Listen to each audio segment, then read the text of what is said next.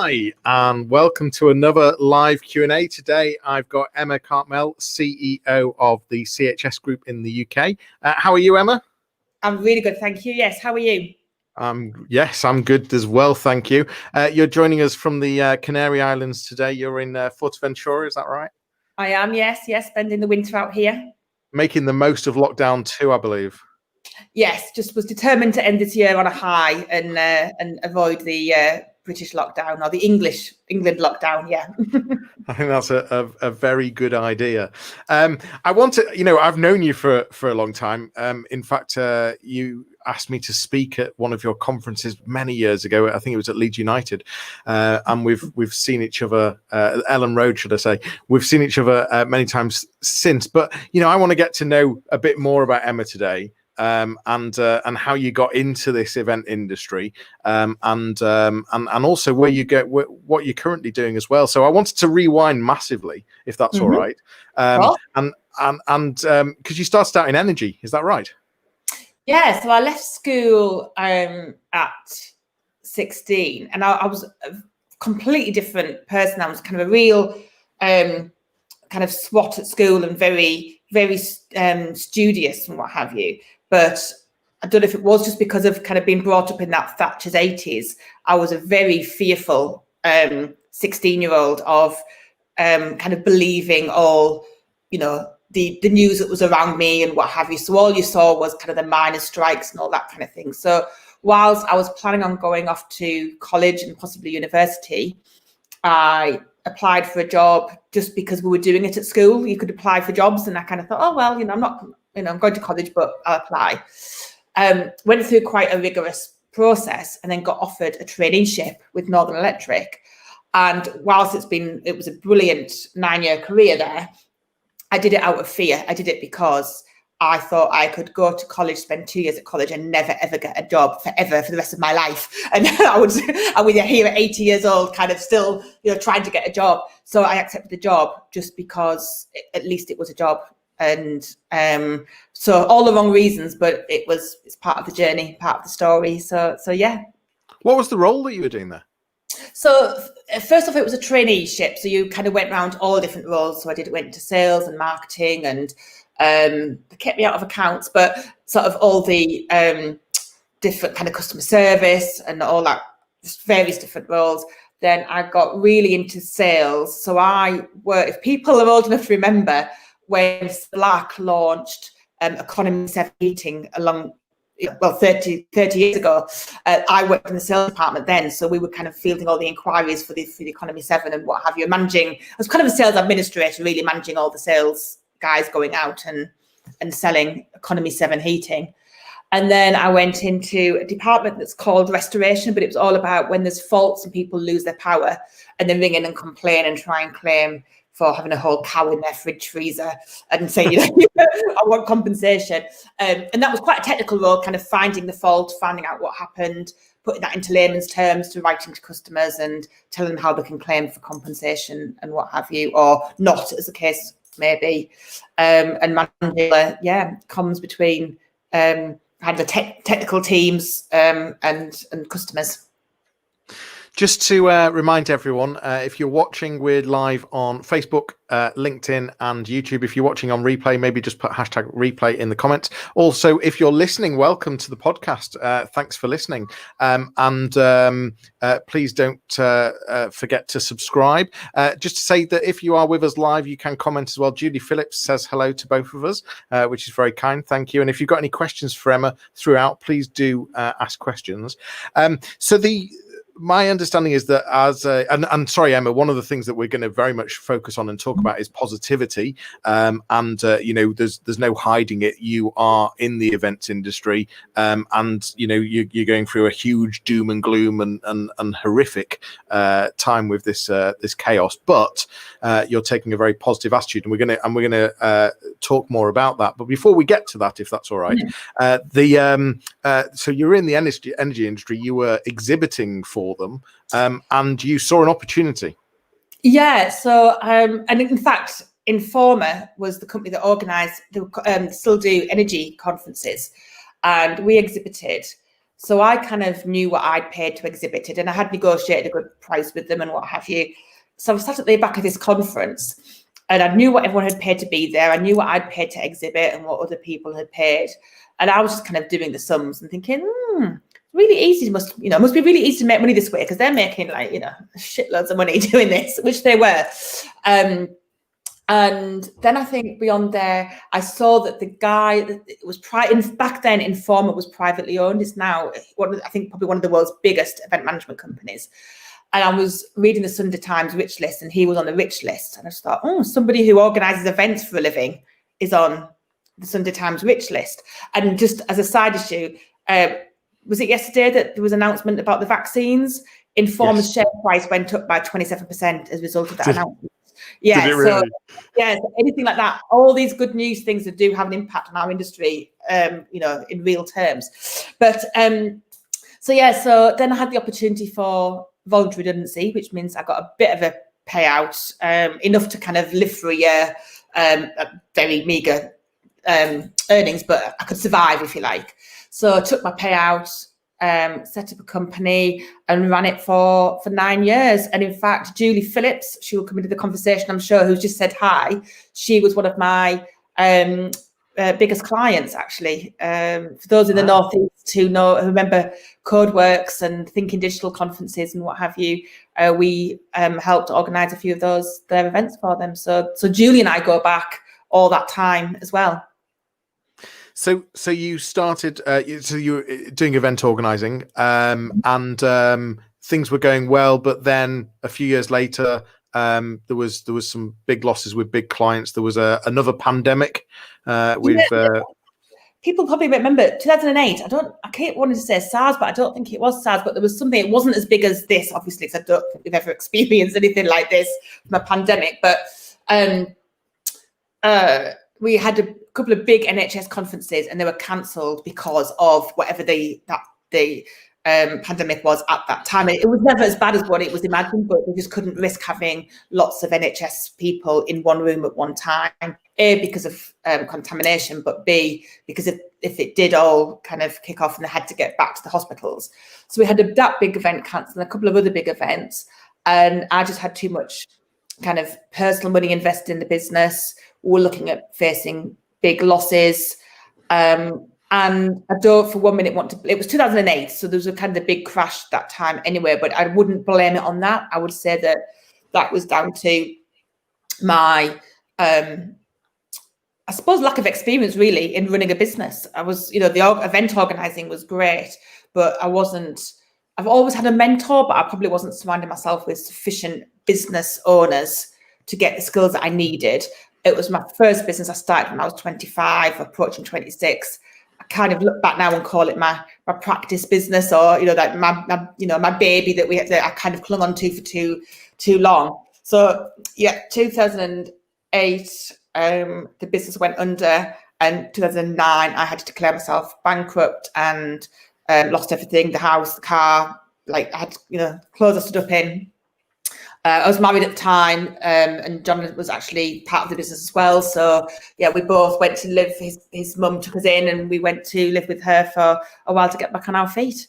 Wow. And even though it was personally devastating, it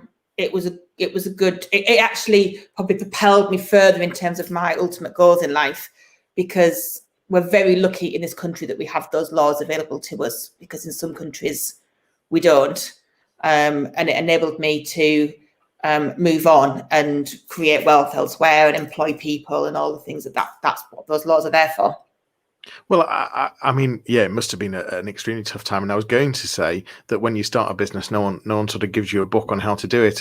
Although, having said that, we're going to get into this. There's a book that you are very, very passionate about. That's called Traction. Is that right? Traction, yes, yeah. And it's sort of where you've, as of today, a very, very center of what you're currently doing.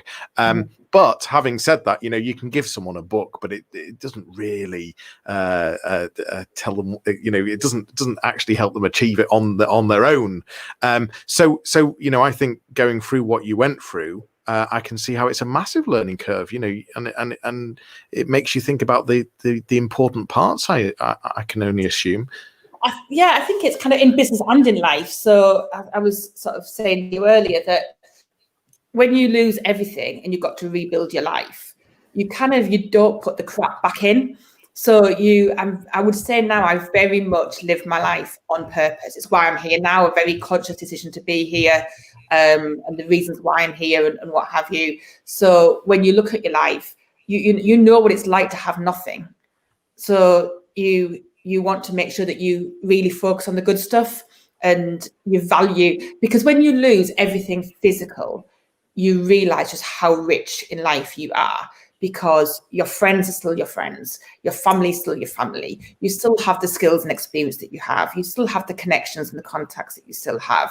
People have this huge fear that you'll be and there is still sort of negative connotations with it in this country, but for me, there's almost like a lot of envy. People going, oh my God, like I wish we could kind of, move on like that and what have you. So you really rebuild your life on really solid ground of just knowing who you are, what you've got, who surrounds you. I did a lot of personal development at that time, just to kind of keep, which we've been talking about as well, is making sure I'm very big on, when you're going through a tough time, fill your brain with really positive thoughts, emotions, films, everything, and just as little as possible of all the negative stuff. So I spent a lot of time in the kind of personal development world whilst I was rebuilding the business. And that business is CHS Group that we own. I own today. Obviously, we've had a tough year this year in the industry. We organise exhibitions. But yeah, we've built with me and my team a really good business on strong foundations. And it's a business that we all love, and we're missing it massively at the moment, because we just all love being in the business. We've all had to, find, well, obviously furlough's been a huge help, but we're still facing 6 months of a tough time in our industry. So we're all supporting each other, but we can't do that in the company that we've built. When you built CHS Group, I think you've had this mantra: "Don't be the smartest person in the room," and that's about making sure that you've got experts to help you all the time. You achieved some huge successes with CHS. Just what would be the highlights of what would be the you'd look back at CHS and say, God, that was a big thing for me. Every year got better. With CHS, our main exhibition, for people who don't know, is called CHS Leeds. It's at the First Direct Arena. I mean, even just moving from venues, we were sat at the Royal Armouries, then we went to Elland Road, and moving to the First Direct Arena, just that was a big thing for us, because it enabled us to create the CHS Rocks marketing campaign that kind of talks about, like, do you rock the events world? Because we're in a music venue. So just creating and rebranding all that was, I think, I get excited about the planning and the creation of something than I do about the event delivery itself. So as much as I absolutely love that we deliver events, on the day, I kind of, it's not, I wouldn't go far and say I hate it, because it's what I do for a living, but I much prefer the create. So moving to First Direct Arena and having, and really jumping up in size, it kind of doubled the size of the business in one year.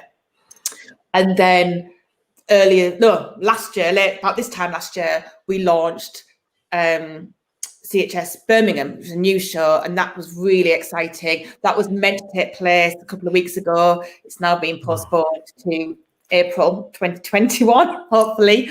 And again, just all that, for me, it's all about building the network, getting the partners on board, taking everybody on the journey with you, getting the team excited, so that it's not just another event that we're doing. It's, so we're creating things constantly. We've got huge plans going forward.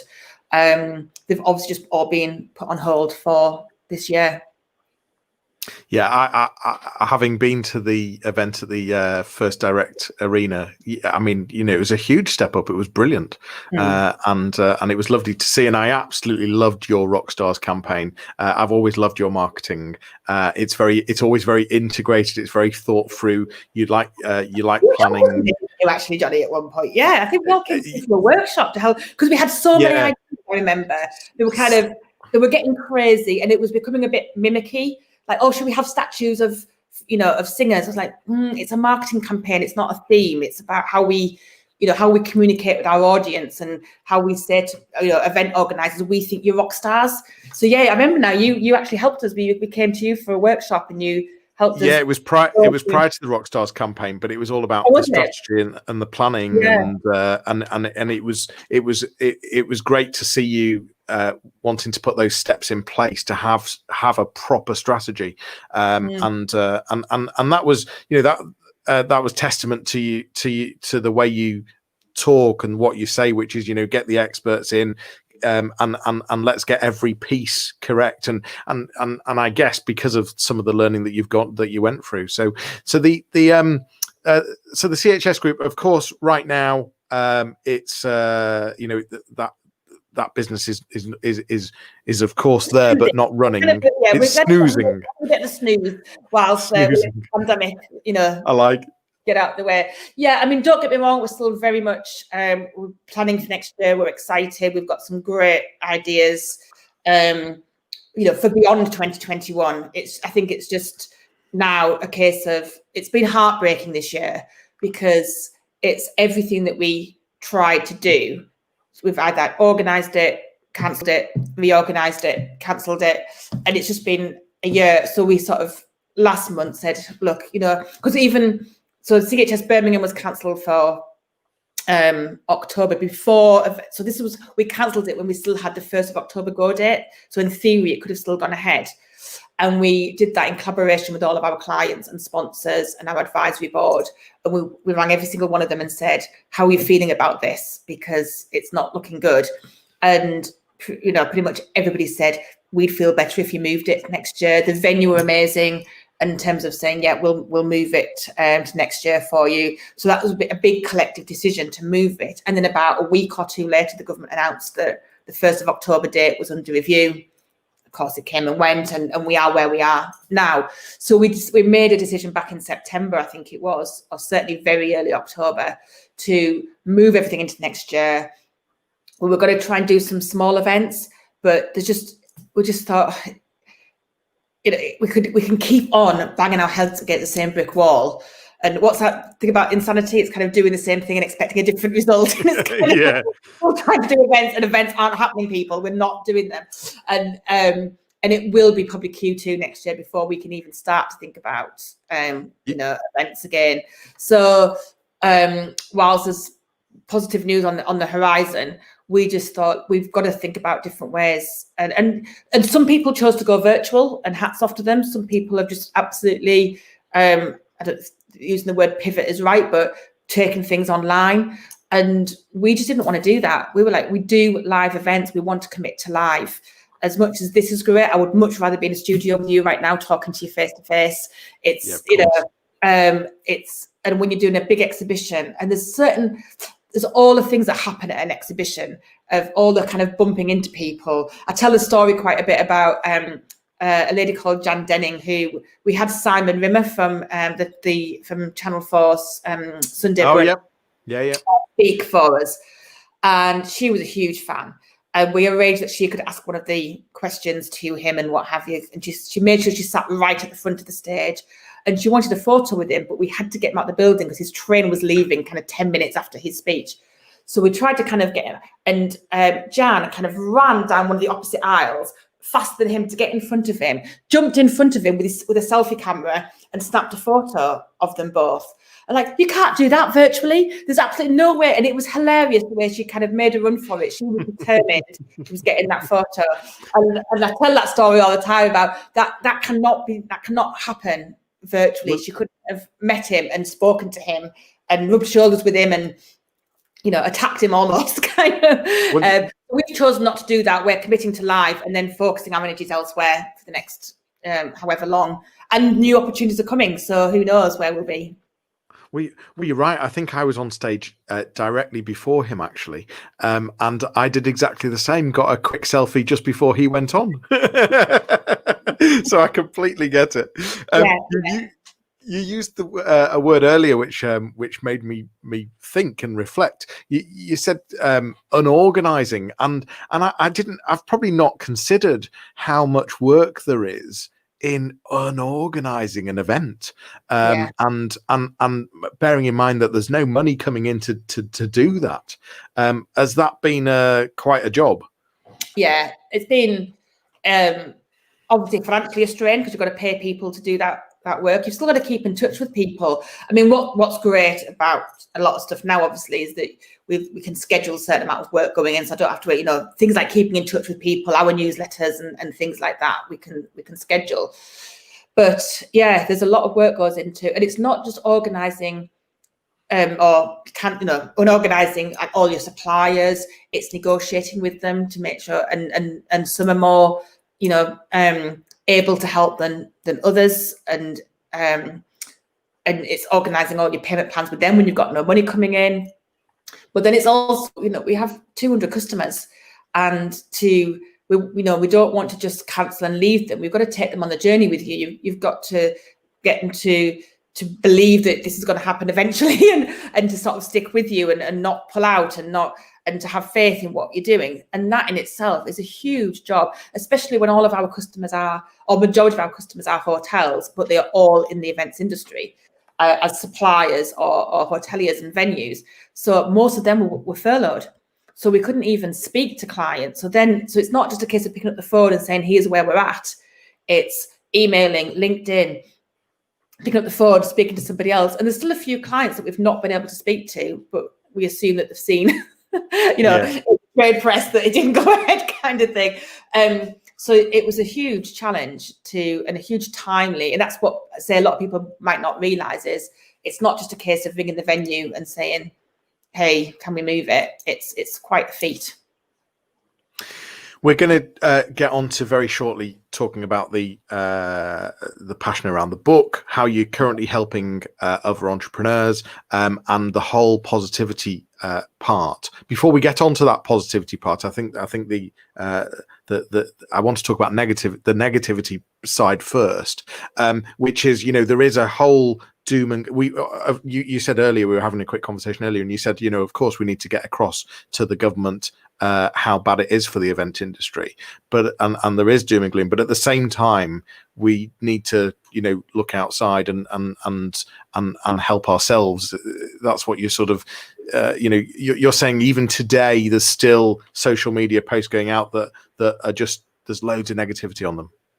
Yeah, and I don't want to be disrespectful to people because everyone's got their own journey, and there's some people who have been affected much more than us. So I don't want to be disrespectful. This is all about my approach to it. And I was very much aware. So during the first lockdown, we had half the team on furlough and half still working, kind of unorganizing the events. So we didn't really get a lockdown in terms of, when people were off, people who were furloughed, God bless, making cakes or learning new skills or learning a language or to play the piano. We were just so busy working. And kind of coming through that, it was almost kind of I had to stay positive for the team. I had to stay positive for our clients. I was doing lots of interviews where, and then it kind of thinks, oh, hang on, I've been keeping this going for almost 8 months now, feels like a year. And just very aware and conscious that it could come and hit me. So I was, and I was reading all the industry press and all the Facebook posts and LinkedIn. And it was just starting just to get me down a little bit. And don't get me wrong, I've not been positive the whole way through this. I've had my head down and I've had, tears and tantrums quite a few times and being picked back up again by colleagues and friends and what have you. But yeah, I was just very much aware that I can't keep reading all this stuff that's really negative because it's going to pull me down with them, if you like. So I made a conscious effort to monitor and just really reduce. I've still got to keep connected because it's our industry. I want to know industry friends are going through. I want to be part of the solution and part of the lobbying and such like. I sit on the board of the AEO, so there's a lot of lobbying that takes place there, and we're part of different groups. But I wanted to surround myself equally with lots of other stuff, just so that I wasn't being drawn into it and only spending my time in that what I thought was or felt was negative space. Hence what I'm doing now. But also I'm lucky, but not lucky enough, because I made a decision and paid for it. But I'm part of a mastermind group that's full of people from all different industries. So by making sure that I'm involved in that network means that I'm seeing some businesses absolutely thrive throughout this pandemic like they've never known before. Other companies, really growing massively and hitting some growth problems and what have you. So it's great to be part of that and being inspired by all that and spending time with my business mentor, my business coach, two different people. And yeah, just making sure that I surround myself with all that kind of positive stuff and having a balanced view of what's going on in the world, because it's not all bad. There's a lot of bad going on around the pandemic, but it's not all it's not bad for everybody, should I say. Did you just say that you've got a business mentor and a business coach, two different people? Yes, my business mentor is like an industry mentor. So that's a guy called Paul Kennedy, who has been in the industry for forever and he used to work for a big exhibitions company. So he's kind of, if I need to know advice around the industry and what I need to do to sort of steps to take from a business perspective, very much bespoke to my business, he guides me and advises me in that sense, more like a non-exec director role. And then my business coach is part of a mastermind program. So we get together as a big group, or used to get together. We have been doing either online or groups of 30 whilst that's been allowed. And it's all about updating increasing your business skills, networking and learning from other people. Then I get together every quarter with 8 other businesses.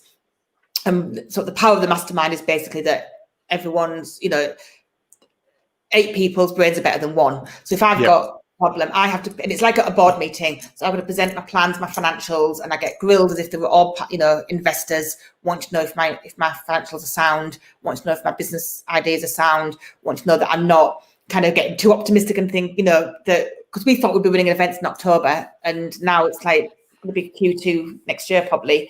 So just kind of sense checking all your plans and ideas and all that kind of thing. So it's invaluable anyway, but more so at the moment, having those people around me to keep me on track. And what you're now doing is the same for other people. So just tell me about this book. Tell me about traction. And you said something earlier. It's kind of, we can all read a book, but implementing it is different. And I'm guilty. I've read hundreds of business books. I can consume them. I just love them. I love to learn. But it's then how often do you implement something? But I was so taken by this book. It was somebody who I admire in business recommended it to me. And it's called Traction. And the premise of the book is that your company runs on a system, whether it's designed or not. You have a culture, whether you design it or not. And it's called the Entrepreneurial Operating System. So it's ideally for companies with less than 250 employees. So definitely the SME market. And it's all about, it goes to everything kind of your vision and values and your culture, all through to your people, your processes, your data, and kind of ultimate kind of all come together to have traction so that your business runs. And I was sat with my business coach. We were doing a team planning day and sort of to set the goals for the year. He said, what is it that you want from the year, Emma? I said, if I could just have a business that ran like that book, Traction, I'd be happy. He went, well, that's great, because there's actually a scoring in the book, so you can measure that. We can score ourselves now, set a target for a year's time, implement the book, and all the tools. There's dozens and dozens of different tools that help you with all aspects of your business. And every quarter we can measure progress and have a target for the following year. And so great. So we got the whole team on board. Everyone signed up to the vision. We had a 12-month vision in terms of where we wanted to be. Everyone loved all the tools in the book, and we started to we kind of identify, so you score yourself on each tool, so between 1 and 5. So we're kind of looking where some of the quick wins were to get us up, our score up, and some things that needed more work. And yeah, so Julie Phillips, who I mentioned earlier, she's been working for me for 7 or 8 years now, I think. I don't know if it's that, no, it can't be that long, 5 or 6 years, I think. She's now our Chief Operating Officer. She's the one that implemented it. And there's another book from the same series called Rocket Fuel that talks about you have a visionary and an integrator, and visionaries tend to not be good at actually making things happen. We've got all the big ideas. We speak a complete different language to most people. We're the ones that kind of, I'm the kind of person I get out of the shower and I've had 20 ideas, and 19 of them are probably really bad. One might work. So I've got Julie to go to, and then when we've got the idea, she can challenge me on it, get it into a plan, and then communicate it to the team. And that's kind of the real benefit of that, to relate that relationship of visionary can overwhelm the staff, that can overwhelm people with all their ideas. And it's like, we can't keep up with you, Emma. That's kind of what I was hearing all the time. So Julie kind of tells me to back off and she kind of runs the company, the team go to her, and that frees me up. So very much now how we like it is, I'm more paid to think, and she's paid to execute, and she executes all the plans with the team much more effectively than what I ever could. So within the mastermind, everyone kind of looks to us because we've really done it. We've followed the process. We measure ourselves. We do it. It's become part of our business. It's not something that we've just got done and then put to one side. That's like a tick box. We live and breathe it. So we've got clients now sort of coming to us and saying, "Can you help us? Can you come into our businesses and help us implement it as well? Because we see what it's done for you." And so things like, one of the benefits, I can take a month off work easily now, and I'll come back to the exact same business, if not better in some cases. But the place doesn't fall apart when I'm not there, and that's one of the biggest benefits in the business runs. I know exactly where it is. I've got everything measured, and I can go off and not even worry about. I'm not saying I don't think about it or I don't check my emails. I do, but I can go off and here I am now for almost 3 months in the Canary Islands, and not that that business is trading as much, but we're all keeping in touch. We all know what we're doing. We're all because there's next year. Because there's clear processes, clear expectations, clear strategy, etc. Yeah. Well, with regard, what are some of the clients that you're working with now then? So it's very early stages, but they're all different types of clients, so none of them in our industry.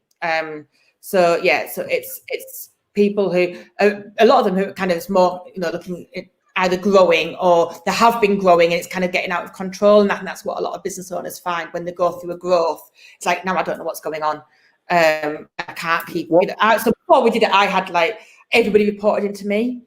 So I was spending all my time trying to kind of, speak to the team and answer all the questions and what have you. And it was like, sounds close. It's not that nobody was thinking for themselves, but I was just too easy, too accessible to come to. It's like, no, actually, if we get this documented, we get this process, you have accountability, what you do contributes to the growth of the business. You can make decisions, within your role. If I'm not available, you can speak to somebody else and kind of go, we know what the goal is. Is this decision going to take us further towards that or further away from it? That's what Emma would do. She'd want us to go further towards the goal. We can just do that. And I'm not saying it's without, fault. There's times when somebody would make a decision and I would say, I probably wouldn't have made that decision, but here's why. I'm glad you made a decision and not got into that habit of just coming to me for all the answers. So it helps build up their own skills of decision making and accountability and what have you, without me being the kind of firefighting constantly. Is there a particular industry or sector that you can see that you'll be doing some work for, that you've got that you're excited about or passionate about, or is it really just quite? It's the implementation of the tools more than, so it doesn't matter what industry it is. It's actually seeing a business transform from. It's usually the owners that have got kind of a bit of burnout, or they're trying to do too much, or they know they should be doing all this stuff, but they're too busy either working in the business or so it's all even things like. Within EOS, they call it like letting go of the vine, which is basically delegating. And I was struggling with that. And in fact, our first team meeting, My business coach was saying it's kind of like his boss sometimes. It's like a snake that swallowed a sofa, because none of us can get around this issue because the owner is a snake and they won't let go of it, but they haven't got time to do it because they're too busy dealing with all the team problems and what have you. So now my team will go, Emma, you're not going to do that. Give it to us. Let us do it. You go off and do what you do best. Let us do because we have this feeling that only us can do it, or it's quicker to do it ourselves, or we can't, it's too long to train somebody, or no one can do it as good as I can. And you've got to let go of all that stuff and actually bring your team on and get out, build them up and then get out of their way, basically. Yeah. And I think a telltale sign is when you are finding that you're answering all the questions all day, every day. I can think of familiar experiences there, and it's not a good thing to be in. Or working them in light thinking, oh my goodness, has that been done? And actually not knowing if something's been done or not. Whereas now, with tools in place, go, yeah, I can see that's been done. But not even now, because it's all about kind of how you have your meeting rhythms and things like that when things come up. So it's, and I kind of have confidence now that if it's not done, there's a reason why. And if there is a problem with it, they will have come to me, or they'll be solving the problem. I don't wonder if my team are doing what they're supposed to be doing. Yeah, it makes sense. I want to talk more about the positivity side. You've tapped into your spiritual side, but also you described to me how you've been absorbing lots of Netflix, but only positive stuff. I mean, what a great idea! Tell me more about this. Yeah, it's all around. So I've come out here to Canary Islands for a few months just to kind of really. I kind of said, I was joking. I said, I'm getting my lockdown now, so this is my chance to kind of learn new skills, and so I've started Spanish lessons, and so I'm just enjoying being here in the sun and what have you. So yeah, the TV is on Spanish, so I've only got Netflix really to watch, and I just wanted to make sure that everything that goes into my brain at the moment is really positive stuff. So I'm signing up to lots of webinars and things all around kind of goal setting. I'm a big believer in kind of law of the universe. So if people have watched the movie or read the book, The Secret, so I kind of doing a lot of stuff like that. So I watched a movie the other night called Joy, which is about a woman who was an inventor, had lots of people around her telling her that she couldn't do it, and her family invested in her, and that she failed, and the whole family just disowned her and made her go into bankruptcy. And it turns out that she was stronger than she thought. And I won't spoil the movie, but it's a brilliant ending, and it's kind of a really good, empowering story of how she absolutely, made her life and went for it with actually no support at all from her family, and built her own empire and what have you. So that was fantastic. And I've just finished binge watching the last couple of nights, The Queen's Gambit. Oh yeah, I've heard about that. Yeah, and it's just in case people thinking it's not the Queen as in the royal Queen, it's Queen as in a chess piece, the Queen, and it's about a female world champion chess player. And again, that's just a really uplifting story and what have you. So so it's just about staying positive really, and not getting drawn into the doom and gloom. And the more we hear positive things, like the news about the vaccine and treatments getting better and cases falling despite us having to go through a kind of a lockdown situation. You're very into your walking and hiking as well, aren't you? Yeah, so I did actually manage to escape September when we could travel, and the corridor was put in with Italy, the travel corridor, which means so FCO advice was that we could travel to Italy. And I have a vision board that I do every year, and beginning of the year, this year, I'd put on a picture of Mount Etna that I wanted to hike to the summit of Mount Etna. And then once COVID hit, and I was like, I'm getting there, I am doing that. So as soon as that thing, I flew to Sicily and then hiked to the top of Mount Etna. I've got some great photos of me at the top of a volcano, and sat having a packed lunch at the foot of the volcano, chucking out rocks and steam and what have you. Oh, wow. Well, yeah, I'm definitely a kind of, and this is the whole thing I was saying before about, I like to think that I very much live life on purpose, and do, and I don't always know, like right now, I don't know what the event is going to look like for the next few years. I don't know what. So I'm just being very open-minded here. I'm going off hiking, not hiking actually, walking. I'm looking for a hiking route whilst I'm here to go, because there's some good hiking routes here. But yeah, I do a 2-hour walk every day, down by the beach and what have you, just to let it all, just enjoy being here and doing all my reading and, you know, all the positivity stuff. Still working as well alongside that. I've not really stopped since I've been here. So there's not been much downtime apart from my 2 hours walking, but it's all very much designed, you know, my routine. I kind of thought it through before I got here, what I wanted, because it's very easy to get to do something like this and come and get into holiday mode and going out every night and something every day. And then, you know, 3 months will be up and I've not achieved anything. So it's all part of a plan. It's not just about being here in the sun. It's being in a great place where I can get outdoors and take the time for me, really. You said living life for a purpose, and I think that's a really great idea. And so how do you? It's around filling yourself full of positivity. What other tips would you give there on how to make sure you're doing things for a purpose? So for me, a lot of it is starting off with just goal setting, just thinking about. So I've got a book that I read. I've got my little morning routine, and part of that routine is that I go through I've got my vision board at home, so I've got a photo of it whilst I'm out here, but just think about the life I want to lead. So so it's got some parts which is like lists of goals of things I want. So the way to split it up is things that you want to be. So, you know, who do you want to become in life, and who do you want to be for other people and for yourself? Things that you want to have, and it's perfectly okay to want to own, you know, a new house or a new car or what have you, and things that you want to do. So that's kind of a lot of it that around is like sort of traveling for me, but it was also like doing my Spanish lessons and things like that. So I just check in with that every day to say, that's kind of living my life on purpose. Am I creating the life that I want to lead and not just letting my days happen to me? And then I did journaling, which is just kind of writing down whatever comes into your head. And before long, if you keep doing it for long enough, your subconscious takes over and just starts kind of all scrolling for you. You're just still doing your own writing, but just kind of helping you sort of tap into your subconscious.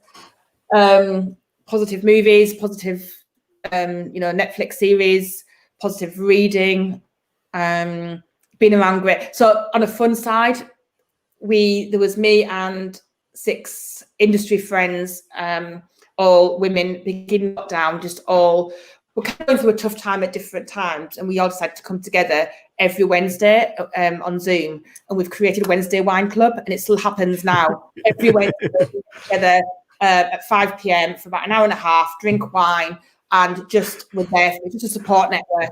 And we've all kind of had a meltdown at different times.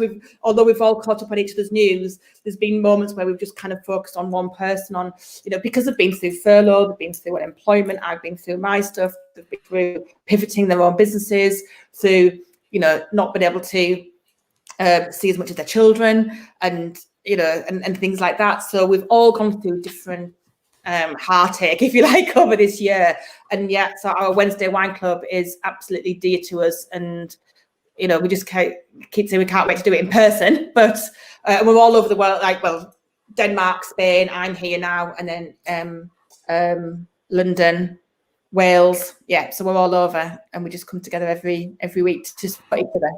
So there's loads you can do if you want to stay positive.